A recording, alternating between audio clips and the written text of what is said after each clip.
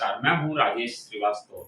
जैसे जैसे अतीक और अशरफ की हत्या की गुत्थियां सुलझती जा रही हैं, वैसे वैसे नई राज को खुलासा होता जा रहा है। और जब ये राज सामने आ रहे हैं तो ऐसी ऐसी चीजों को का सामने आ रहे हैं जिससे लेकर के बहुत सारे आश्चर्य भी हो रहे हैं। अतीक और अशरफ की हत्या करने वाले के राजों का मैं सिलसिलेवार ढंग से आपके सामने रखूंगा। आज जो राज का खुलासा हो उसमें कहा गया है जो उसके साथ 3 शूटर थे, जिसकी पहले से एक उम्मीद जताई जा रही थी कि ये शूटर अकेले नहीं थे, इनके साथ कोई ना कोई जरूर था जो इन लोग की मदद कर रहा था, क्योंकि तमाम सारी चीजें ऐसी थी जो लगातार पच नहीं रही थी। लेकिन अब रिमांड पर वो हैं तो पूछताछ चल रही है। भले ही अभी तक लवलेश, अरुण और सनी तीनों ने इसका खुलासा नहीं किया है कि वो किसके लिए काम करते थे। वो बार बार यही पूछताछ में कह रहे हैं कि वो अपना नाम कमाना चाहते थे जराइम की दुनिया में, इसीलिए वो जो है उन्होंने कोई बड़ा टारगेट चुना था और अतीक और अशरफ की हत्या उन्होंने की। लेकिन जो उन्हीं से पूछताछ में जो चीजें सामने आ रही हैं उसके मुताबिक अतीक और अशरफ की हत्या करने वाले लवलेश, अरुण और सनी के साथ मौके पर 2 हैंडलर भी मौजूद थे, जिसमें से एक हैंडलर स्थानीय था यानी कि प्रयागराज का ही था।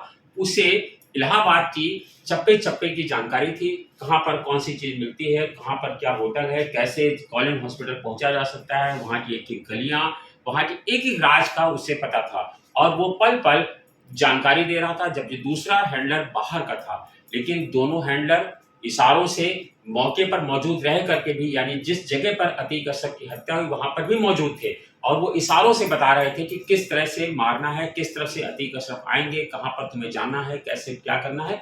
हर एक चीज का इशारा हैंडलर के द्वारा दिया जा रहा था। हालांकि हैंडलर अभी दोनों पुलिस की पहुंच से दूर है और दोनों हैंडलरों की तलाश पुलिस कर रही है। जब दोनों हैंडलर सामने आएंगे तब पता चल पाएगा कि वास्तव में इनका आका कौन है, क्योंकि ये बिल्कुल दिलचस्प है कि अतीक और अशरफ जैसे बड़े बदमाश को, दुर्दांत अपराधियों को तुझे जैसे तीनों अपराधी नहीं मार सकते जिनकी हैसियत कुछ नहीं है, जिसमें से एक अरुण जो है वो नाबालिग भी है, उसकी उम्र 17 साल कुछ महीने की है। तो ऐसी स्थिति में ऐसे छोटे छोटे दिमाग के अपराधी कैसे इतनी बड़ी घटना को अंजाम दे सकते हैं, एक ये खुलासा हुआ। दूसरा, इसी हत्याकांड से जुड़े एक और बड़ा खुलासा हुआ है जिसमें कहा गया है कि अतीक और अशरफ से जुड़े हुए लोग, यानी कि एक ग्रुप था जिसको जो है असद ने व्हाट्सएप चैट ग्रुप बनाया था जिसका नाम था शेरे अतीक। उसमें तमाम सारे लोगों को जोड़ा गया था। वो सारे लोग इसके लिए काम करते थे, जिसमें अतीक के वीडियो डाले जाते थे, असद की रील डाली जाती थी, अशरफ के मैसेज डाले जाते थे और सारे लोगों को इसी के जरिए सर्कुलेट किया जा सकता था। और इसी व्हाट्सएप ग्रुप के जरिए जो जानकारी मिली है, यह 200 लोग अब लापता हैं, 200 लोगों के फोन बंद हैं। यही नहीं, इस ग्रुप से जुड़े जो भी लोग हैं उनके सबके मोबाइल ईडी और एसटीएफ के पास हैं। एसटीएफ ने जब इन सारे मोबाइल की जांच की तो बताया जा रहा करीब 800 मोबाइल ऐसे नंबर हैं, 800 सिम ऐसे हैं जो एक्टिव थे अतीक और अशरफ की एनकाउंटर वाले दिन तक थे। और उसकी हत्या के बाद ये 800 सिम बंद हो गए हैं और 800 सिम का पता नहीं चल पा रहा कि 800 सिम कहां पर चल रहे थे, कौन चला रहा था, कौन इनको ऑपरेट कर रहा था, उसके बाद की लोकेशन अभी तक इनको नहीं मिल पाई है। तो ये 800 सिम बंद हो चुके हैं। इसके अलावा आपको बता दें, जो दिलचस्प जानकारी मिल रही है कि कहा जा रहा था कि शाइस्ता इनकाउंटर के बाद जो है सामने आ जाएगी, असद के इनकाउंटर के बाद नहीं आई, जबकि अतीक अशरफ की हत्या हुई उसके बाद भी सामने नहीं आई। कहा जा रहा था कि इसलिए सामने नहीं आ रही क्योंकि करीब 500,000 करोड़ रुपए का जो है उसकी साम्राज्य है, उसको संभालने के लिए वो सामने नहीं आ रही है।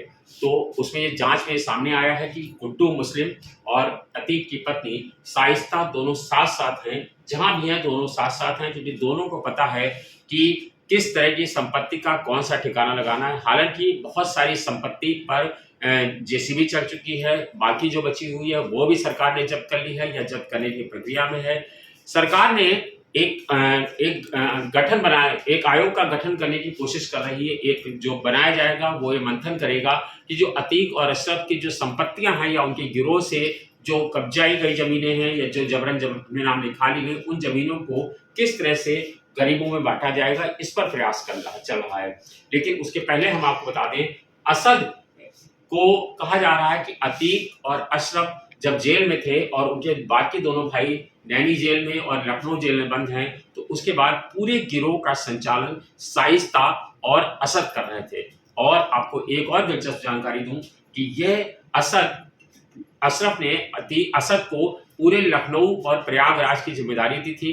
पहले लखनऊ के IIM रोड पर एक हॉल था, वहां से बैठ करके असद पूरा गिरोह का संचालन करता था। लेकिन जब उसको बेनामी संपत्ति के दायरे में ले लिया गया और उसको गिरा दिया गया, तब असद ने महानगर के यूनिवर्सल अपार्टमेंट, आपको याद होगा महानगर में चौराहे के पास ही यूनिवर्सल अपार्टमेंट है, असद वहीं से पूरे गिरोह का संचालन करता था। और ये गिरोह का संचालन तब तक हुआ जब तक असद जो है एनकाउंटर से, यानी कि उमेश पाल हत्याकांड से पहले तक वहां मौजूद रहता था और वहीं से पूरे गिरोह का संचालन करता था। कहते हैं कि असद और अतीक की एक बातचीत का भी सामने आई है। कहा जा रहा है कि अतीक ने असद से उसने फोन पर बातचीत की और ये इंटरसेप्टर के द्वारा जो खुलासा हुआ है वो सामने आया है। उसमें कहा है असद को अतीक ने कहा कि उमेश पाल हत्याकांड हमने करा है और वो हत्याकांड सही था, लेकिन टाइमिंग गलत हो गई है। टाइमिंग को लेकर के अतीक असद से कह रहा है, जो फोन रिकॉर्ड जो वायरल हुआ है, जो इंटरसेप्ट हुआ है, उसमें खुलासा हुआ है कल कि अतीक ने असद से कहा कि हमने उमेश पाल को जो मारा है वो बिल्कुल सही है, लेकिन तुमने जिस समय का चुनाव किया है वो समय गलत है और ये समय इतना गलत है कि हमें उम्मीद है कि हम इससे नहीं निकल पाएंगे और इससे नहीं बच पाएंगे।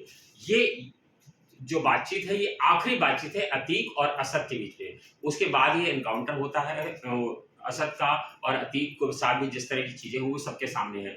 यानी कि अतीक को इस बात का भान हो गया था कि जो हमने उमेश पाल का एनकाउंटर किया है, ये बात अतीक ने पहले भी कही थी, क्योंकि उस समय विधानसभा का सत्र चल रहा था और अखिलेश यादव ने विधानसभा सत्र में इस मुद्दे को उठाया जोर शोर से और मुख्यमंत्री योगी आदित्यनाथ को गुस्सा आया और उन्होंने कहा कि हम माफिया को मिट्टी में मिला देंगे।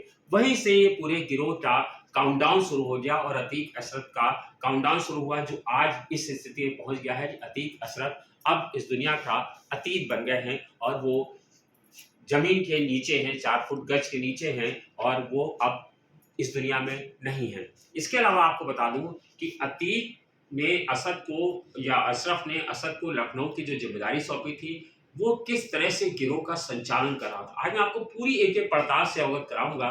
जिसमें असद, कहा जा रहा है कि असद महानगर के यूनिवर्सल अपार्टमेंट से चलता था और आप पुराने लखनऊ की चले जाइए, चौक, दुबग्गा, अमीनाबाद, चौपटिया, ठाकुरगंज और दुबग्गा, यहाँ तक कि फैजुल्लागंज, ये जितने इलाके हैं, ये पुराने लखनऊ से अमीनाबाद से शुरू होकर के डालीगंज से शुरू होकर के जितने पुराने इलाके हैं, उन सब में असद का ये कोशिश थी कि पूरी मुस्लिम बस्ती बना दी जाए। और मुस्लिम बस्ती बहराइच का करेरी इलाका था, वहां पर भी असद ने मुस्लिमों को बसाया था। बड़ी संख्या में पूरी करेरी इलाके को पूरा बना दिया गया था, जिससे साबित होता था कि असद जिस जिस इलाके में रहता था वो पूरा मुस्लिमों के हवाले करना चाहता था।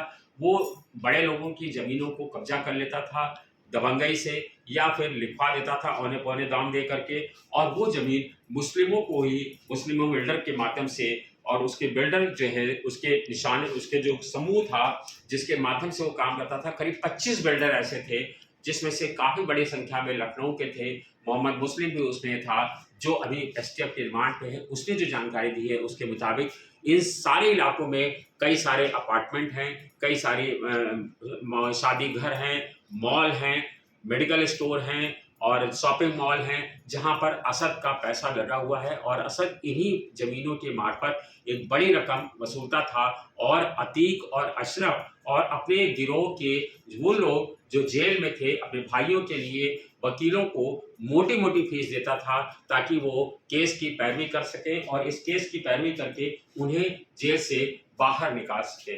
असद के सर पर ही ये सारी जिम्मेदारी थी और असद इसी में लगा हुआ था। लेकिन अब STF एक एक चीज़ों को खा नहीं, सिलसिलेवार ढंग से एक एक चीज़ों को, जितनी भी ज़मीनें, जितने बिल्डर के चीज़ें, जहाँ जहाँ पर अतीक और असद का गिरोह का पैसा लगा हुआ है, वो सब सामने आ रहा है। अब उन सबको जब्त करने की कार्रवाई चल रही है। लेकिन इसके बावजूद एक जो अहम तथ्य है वो ये है कि करीब 1000 करोड़ रुपए का ऐसा साम्राज्य अभी भी है जिसकी जानकारी सिर्फ जिसकी जानकारी सिर्फ गुलाम को है और शाइस्ता परवीन को है। इसीलिए दोनों अभी भी लापता हैं और कहा जा रहा है कि उमेश पाल हत्याकांड के बाद जो अतीक के खास लोग थे, उन्होंने अतीक से दूरी बना ली थी और इसके चलते कई सारे बिल्डर ऐसे हैं जो अब अतीक की जिसकी जानकारी गिरोह के पास नहीं है, यानी कि वो पैसा जो उन्होंने किसी बेनामी संपत्ति पर लगा रखा था, वो लोग उस संपत्ति को हड़पने का प्रयास कर रहे हैं। इसीलिए मुस्लिम गुलाम और शाइस्ता परवीन उन सारी संपत्तियों को ठिकाने लगाने की कोशिश कर रही हैं। जो काला पैसा मार्केट में है उसको एक जगह एकत्र करने की कोशिश कर रही है। ये तमाम सारी जानकारी सामने आ रही है। फिलहाल अब पुलिस फोकस कर रही है कि अतीक से जुड़े हुए जो भी लोग हैं उनको पकड़ा जाए। और एक दिलचस्प तथ्य एक और भी है कि अतीक और अशरफ की हत्याकांड के बाद कहा जाता है अतीक ने पूछताछ में 45 नामों का उजागर किया था, जिसमें से एक नाम ऐसा आ रहा है जो सत्तारूढ़ से जुड़ा हुआ सफेद पोश है।